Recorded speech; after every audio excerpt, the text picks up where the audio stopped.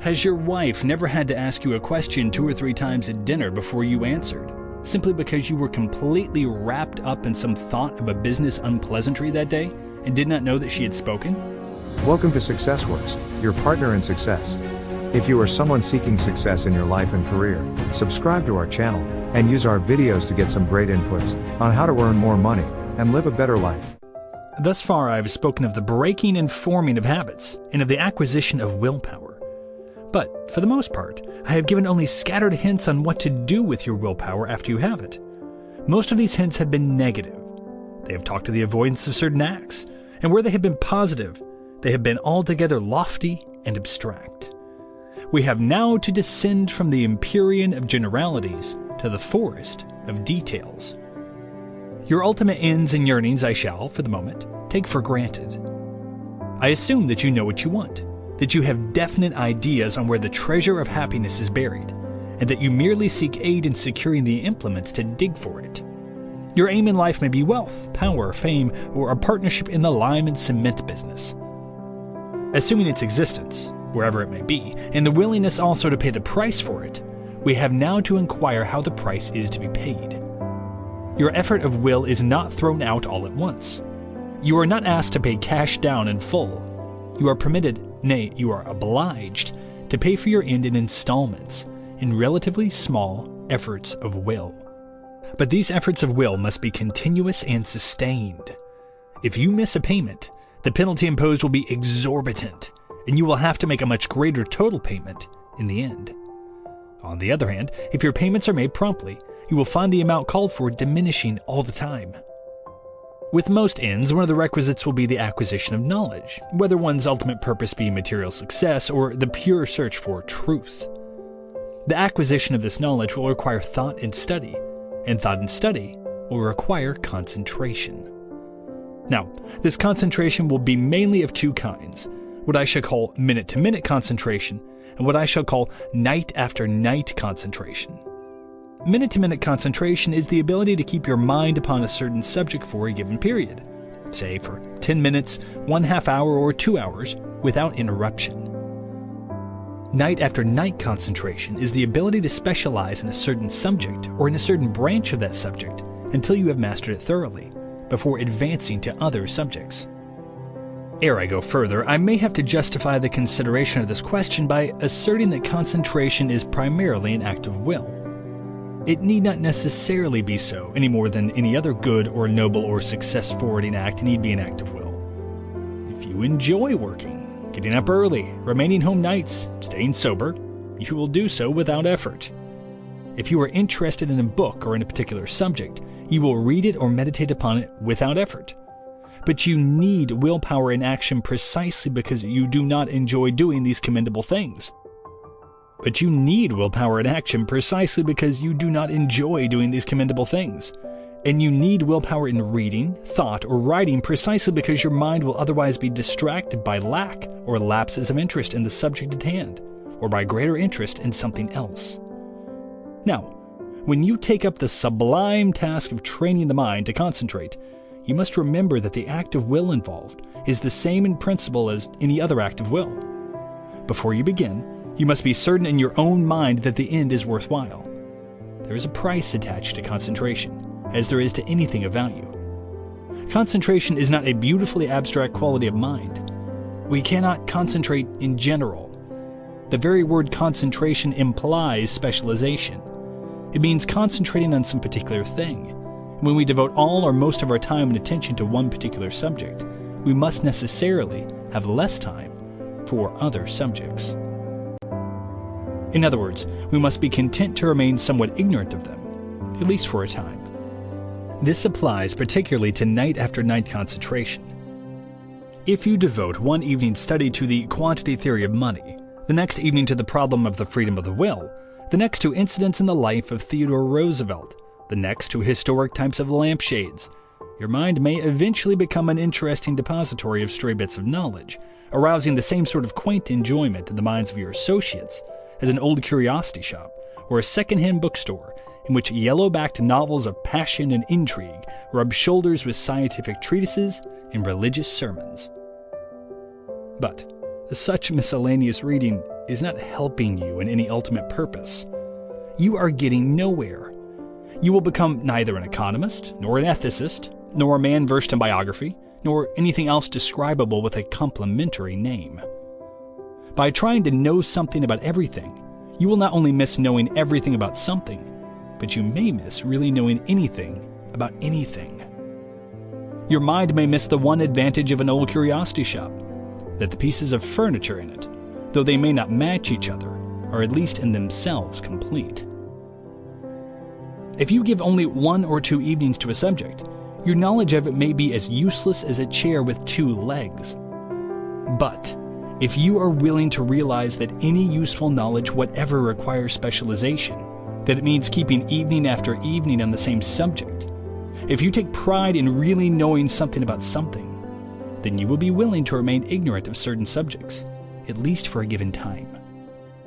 Even if, like Bacon, you take all human knowledge as your province, you must remember that even a traveler who circles the globe can go to only one place at one time.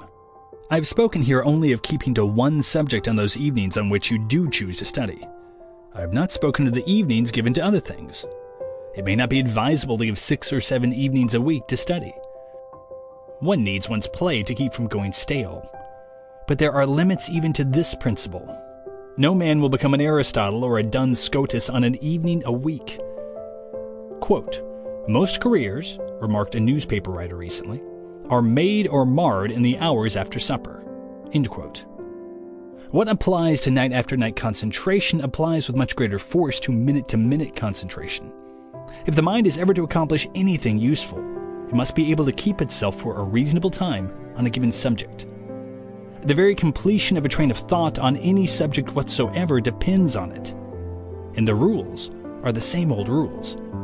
You must first be fully certain in your own mind that the end is worthwhile. For when you are upon any given train of thought, you will find new paths opening up on either side. Pleasant paths. Paths that seem to lead to worthwhile destinations. Paths you are tempted to explore.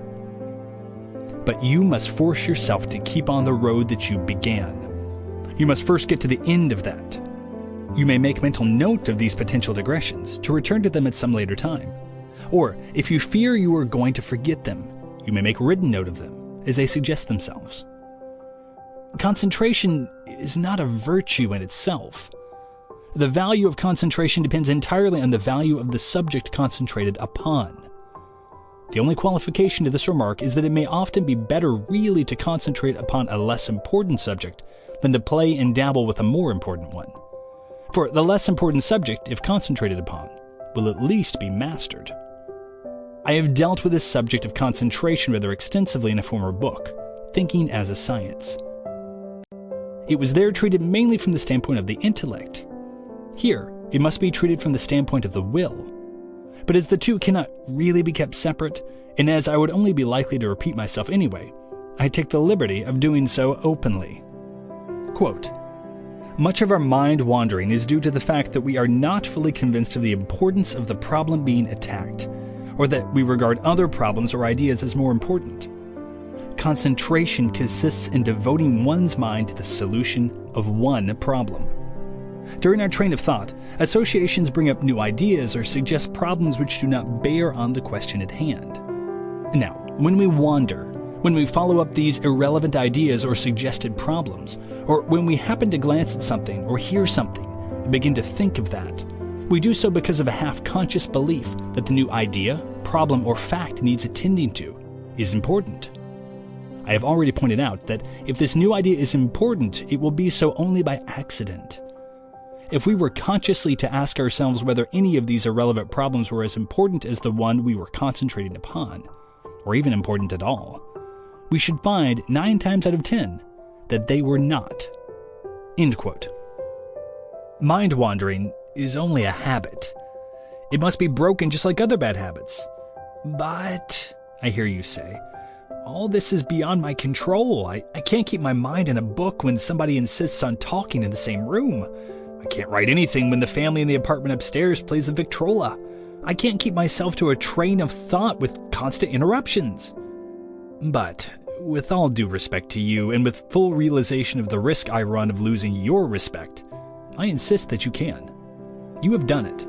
Certain allowances must always be made for the unspeakable noises that other people make, but you can ignore them easily enough when the time comes.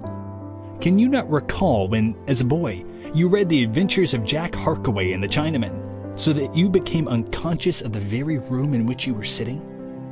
Has the memory of the smile given you by a certain wonderful girl never come between you and a very prosaic ledger, obliterating the figures as completely as if they were the fancy and the smile the reality? Has your wife never had to ask you a question 2 or 3 times at dinner before you answered, simply because you were completely wrapped up in some thought of a business unpleasantry that day and did not know that she had spoken? All these forms of involuntary concentration, of which you were not conscious, were possible because the interest in the subject was intense enough. The poverty and freshness of idea and in varied expression tempts me again to quote from myself. Quote, "Whenever a person is left alone for a short time with no one to talk to and no reading matter, when, for instance, he is standing at a station waiting for his train, or sitting at a restaurant table waiting for his order, or hanging on a subway strap when he has forgotten to buy a newspaper, his thoughts tend to run along the tracks they have habitually taken. If a young man usually allows a popular tune to float through his head, that will be most likely to happen. If he usually thinks of that young lady, he will most likely think of her then. If he has often imagined himself as some great political orator making a speech amid the plaudits of the multitude, he is likely to see a mental picture of himself swinging his arms, waving flags, and gulping water. The only way a man can put a stop to such pleasant but uneducated roamings is to snap off his train of daydreaming the first moment he becomes aware of it, and to address his mind to some useful, serious subject. His thoughts will be almost sure to leak away again. They may do this as often as 15 times in half an hour. But the second he becomes aware of it, he should dam up the stream and send his thoughts along the channel he has laid out for them. If he has never done this, he will find the effort great. But if he merely resolves now that the next time his mind wanders, he shall stop it in this manner, his resolve will tend to make itself felt. If he succeeds in following this practice once, it will be much easier a second time. Every time he does this, it will become increasingly easy until he will have arrived at the point where his control over his thoughts will be almost absolute. Not only will it be increasingly easy for him to turn his mind to serious subjects, it will become constantly more pleasurable. Frivolous and petty trains of thought will become more and more intolerable." End quote.